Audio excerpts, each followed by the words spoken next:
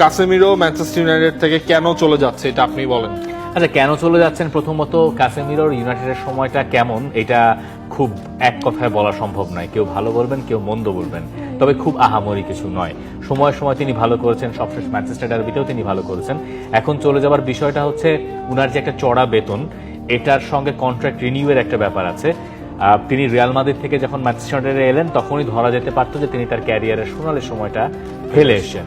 এখানে গিয়ে তিনি আবার রিভাইভ করতে চেয়েছিলেন, যেহেতু রোনালদোরা ছিলেন বা এরকম কিছু, ওই টিমের একটা পার্ট তিনি হতে পারতেন। যেই মিশনে তিনি পুরোপুরি সাকসেসফুল হয়েছেন তা নয়, তিনি যাওয়ার আগে ইউনাইটেডকে টপ 4-এ যদি শেষ করে দিয়ে যেতে পারেন, এটাই আমার কাছে মনে হয় অনেক বেশি কিছু।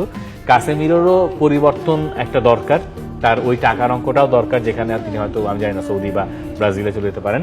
আর ম্যানচেস্টার ইউনাইটেডের নতুন একজন ফুটবলার দরকার, যিনি এইখানে নতুন করে থিতু হতে পারবেন। তো এই দিক থেকে, দুই দিক থেকে আমার কাছে খুব বাজে ডিসিশন বলে মনে হয় নাই।